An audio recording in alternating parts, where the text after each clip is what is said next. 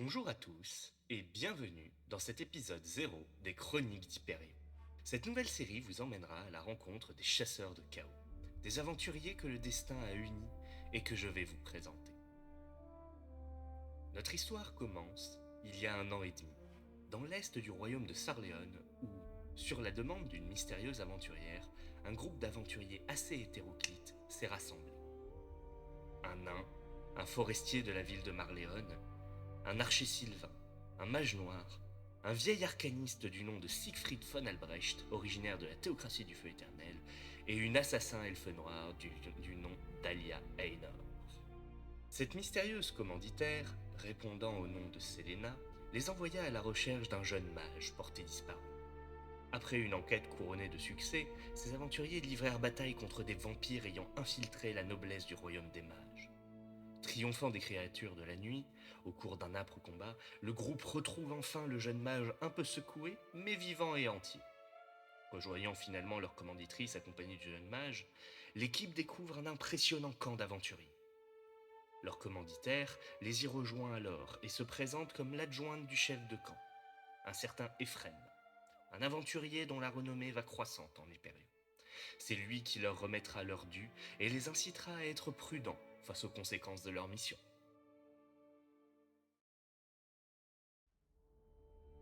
Une petite fortune en poche, nos aventuriers voient le nain les quitter pour rentrer à la mine et décident, afin de le remplacer, de recruter une énigmatique chasseuse de primes répondant au nom de Vanadia.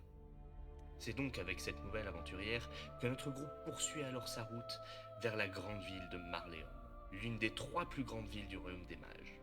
Mais c'est à l'approche de la ville que nos aventuriers prennent enfin conscience de l'avertissement d'Ephrem. La garde de la ville est alors recherche. Tentant de passer inaperçu, notre groupe ne devra son salut qu'à l'intervention de Vanadia. En effet, alors que la garde, particulièrement alerte ce jour-là, faillit les reconnaître, Vanadia révéla au groupe sa vraie nature.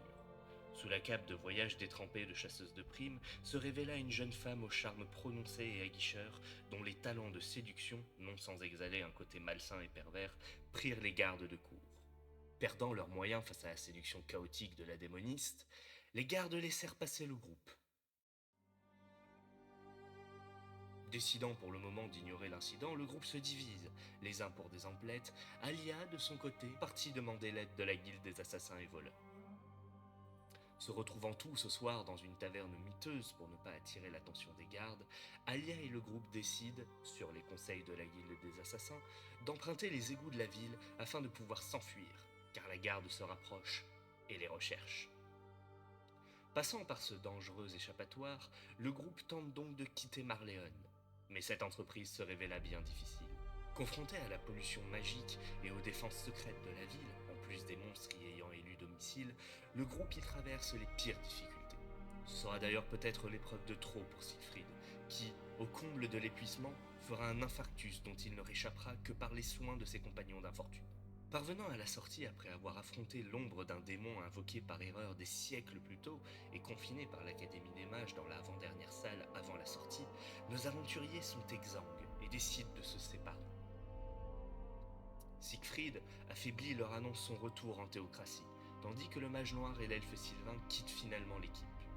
Se retrouvant seul avec Vanadia et le forestier, Alia et ses compagnons convinrent de se faire oublier durant quelques semaines et de se retrouver dans un village au sud de la ville d'Avendor, en possible compagnie de Siegfried.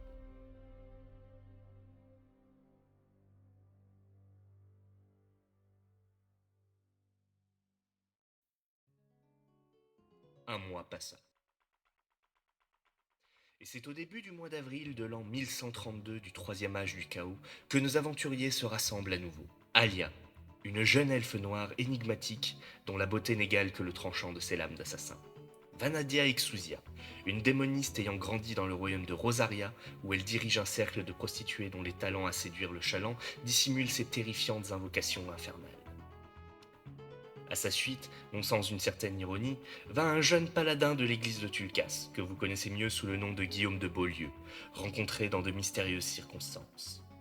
Terminant ce trio, Xurglurblu, un ancien mendiant de la ville de Sarleon ayant subi une corruption magique dans les égouts de la ville, et que vous connaissez mieux sous le diminutif de Xurl. Enfin, rejoint par le forestier que nous retiendrons sous le nom de Leif Erikson, notre groupe compta, à sa grande surprise, un dernier membre. Ne pouvant revenir à cause de son état de santé ou de ses responsabilités comme nouveau membre haut placé de l'espionnage de la théocratie, Siegfried envoya Glenn, son apprenti, afin qu'il rejoigne ce groupe d'aventuriers et en apprenne plus. Maintenant assemblé, le groupe se mit à rayonner petit à petit dans la région, combattant des brigands, des mâches-fous et même des loups-garous.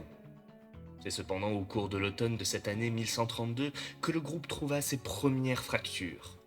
En effet, lors d'une mission de sauvetage sur les bords du lac en vue de la ville de Laria, alors que cette dernière venait tout juste de recevoir une mystérieuse délégation venue de l'Est par-delà les terres inconnues, les dissensions entre la démoniste et le jeune Glenn éclatèrent. En effet, empêchant un rituel visant à faire chuter un météore sur la ville de Laria, Vanadia fit le difficile choix de tuer les victimes du rituel pour sauver la ville. Devant le meurtre d'innocents qui auraient peut-être pu être sauvés autrement, la première fissure au cœur du groupe était née. Bien que la situation se calma petit à petit sur le retour à Laria, le groupe n'était pas au bout de ses peines, et ce, malgré la rencontre avec une mystérieuse élémentaire de feu accompagnant les ambassadeurs de l'Est, et le semblant d'idylle naissant entre le paladin et la démoniste. C'est dans ce tumulte qu'elle les trouva. C'est alors que le groupe cherchait son prochain contrat qu'une mystérieuse inconnue se présenta à eux, demandant leur aide pour se débarrasser d'une mystérieuse pierre aux effets tragiques sur sa santé. Elle leur expliqua que cette pierre, chaque nuit, l'appelait dans les bois antiques au sud de Laria, afin qu'elle la restitue à sa juste place, bloquant son sommeil et la rendant malade. Elle avait bien essayé de s'y rendre avec un premier groupe d'aventuriers, mais la tentative se solda par un échec cuisant. Bien qu'en proie aux doutes et aux divisions internes, le groupe accepta la mission et se mit aux côtés de Stefan Walker, le seul rescapé du groupe précédent, en route. Se frayant un chemin au travers de la végétation sauvage et des créatures hostiles vivant au fond des bois de Laria, le groupe parvint en cet automne 1132 à arriver aux abords du lieu sur injonction de la pierre. C'est à bout de souffle et médusé que nos aventuriers arrivèrent devant les ruines d'une gigantesque cité antique. S'avançant au milieu des murs recouverts de mousse et de végétation, et à travers un épais brouillard, le groupe tenta alors de restituer la pierre, mais ils se heurtèrent à trop forte partie. Des vagues de morts vivants se déversèrent sur eux sans discontinuer, et le groupe fut contraint de s'enfuir au hasard des rues dans cette cité fantomatique. Leur salut leur vint finalement d'un mystérieux lieu, qui aujourd'hui encore résonne comme un glas dans l'esprit de nos aventuriers. En effet, fuyant les vagues de mort, le groupe atteignit une mystérieuse bulle dans le brouillard, dans laquelle ils pénétrèrent et se retrouvèrent protégés. Méfiant, le groupe s'approcha alors d'une mystérieuse maison qui semblait être le centre du phénomène. Pénétrant dans le lieu que nous connaissons aujourd'hui sous le nom des Jardins de Morva, les aventuriers restèrent perplexes devant le spectacle qui se déroulait devant eux. Dans une enceinte de murs s'étendait un gigantesque jardin de plantes invraisemblables. Des arbres aux fruits inconnus, gorgés d'éther. Des plantes aux feuilles luminescentes et dont le pollen des fleurs se mêlait incandescent aux lucioles s'ébattant en ces lieux. Plus loin dans le jardin, il y avait un lac où semblaient s'ébattre des dauphins à la surface duquel des petits draconides aux ailes translucides virevoltaient. Sur ses bords, des fauves et des créatures de la forêt les observaient, immobiles tels des statues. Les eaux du lac, au bord duquel se trouvait une grande maison elle-même, semblaient imprégnées de magie et luire à chaque petite vaguelette. S'approchant de la maison, nos aventuriers se sentaient observés, autant par les habitants du lieu que par une présence qu'ils n'identifièrent qu'une fois sur le perron de la demeure. Un être à l'aura magique colossale les attendait. Vêtu comme un simple voyageur, son regard était couleur de braise incandescente. Ses longs cheveux d'un noir de jais encadraient un visage dur et anguleux. Mais ce qui surprit le plus les aventuriers fut sa voix grave et profonde comme les grondements de la terre. S'agenouillant devant l'élémentaire, les aventuriers demandèrent naïvement de l'aide à cette créature à l'apparence mystique. Ce dernier leur permit de se reposer dans son jardin et de s'entretenir avec lui à leurs risques et périls. Malgré la méfiance d'Alia, le groupe profita de l'hospitalité de Morva Eldemort, au sein duquel il sema le mensonge et la tromperie. Il instilla le chaos et la division en eux, à leur insu. Une fois le groupe reposé, Morva les exhorta à mener à terme leur mission et leur conseilla de traverser un ancien bâtiment qui aurait fait office de guilde des aventuriers il y a de cela des millénaires.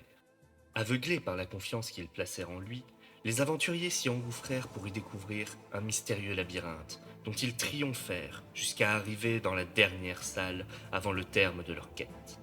Hélas pour nos héros, c'est là qu'une hydre sortit des ombres. Le furieux combat qui s'engagea tourna rapidement au drame, l'hydre mettant hors de combat le forestier et manquant de plonger dans un puits de lave Xurl. Divisé et acculé alors que Glenn sombrait dans le coma des suites de ses blessures, Vanadia plongea son poignard dans le cœur de ce dernier, afin de l'utiliser comme réceptacle pour l'invocation d'un démon majeur qui, se jetant sur l'hydre, la réduisit au silence, plongeant tous les deux dans l'un des ravins emplis de lave. À nouveau dans un état déplorable, blessés, meurtris et choqués par les derniers événements, nos aventuriers entrèrent enfin dans une vaste cour où, au sommet d'un ziggurat, se trouvait une arche et un piédestal. Achevant leur mission, nos protagonistes posèrent alors la pierre à sa place. Alors que nos aventuriers posaient la pierre sur son piédestal, il se passa une chose à laquelle ils ne s'attendaient pas.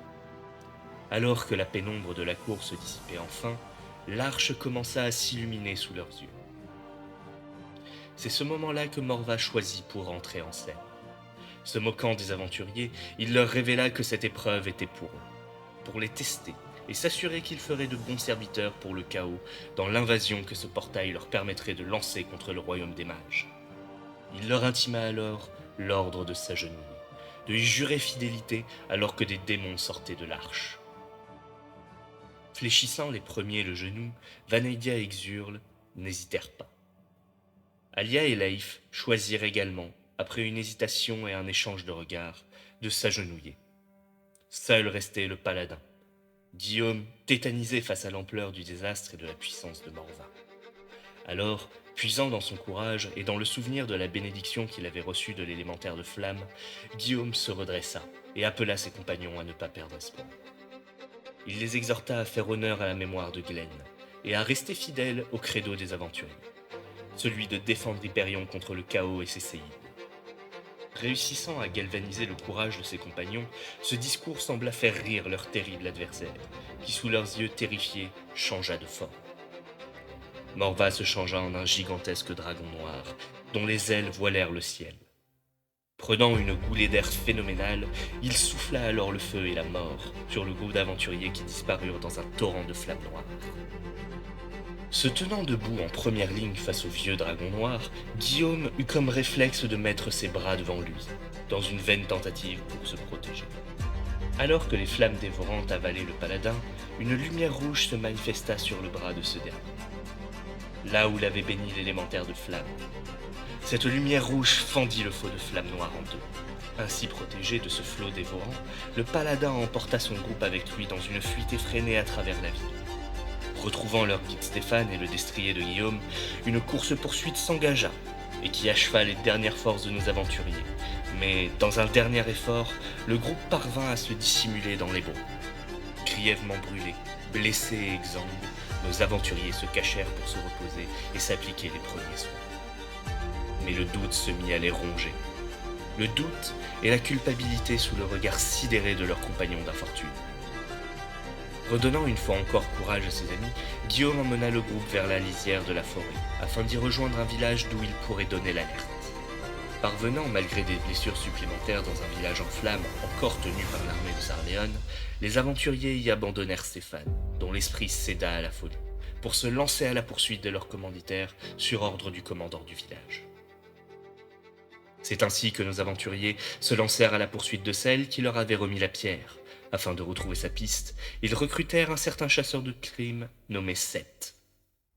Un être bizarre et recouvert de bandages qui accepta de se joindre à l'équipe pour cette chasse, mais qui maintint ses distances avec le groupe.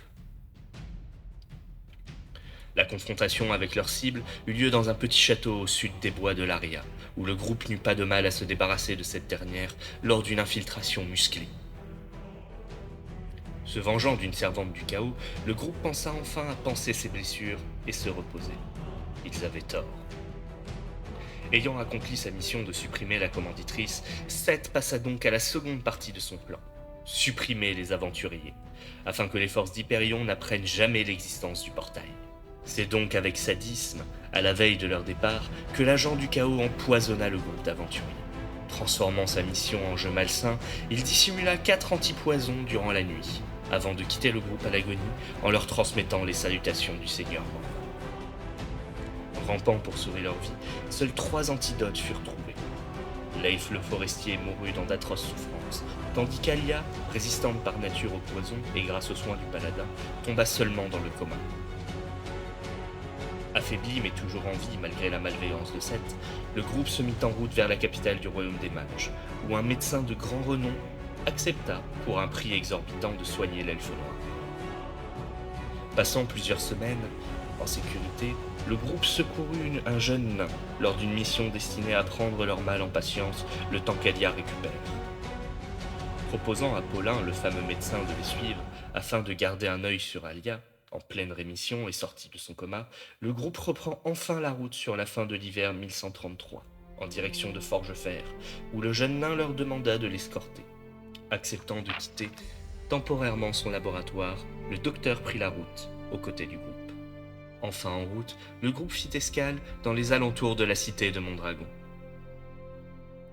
Alors qu'ils quittaient cette dernière, ils sauvèrent un convoi transportant une mystérieuse cargaison minérale.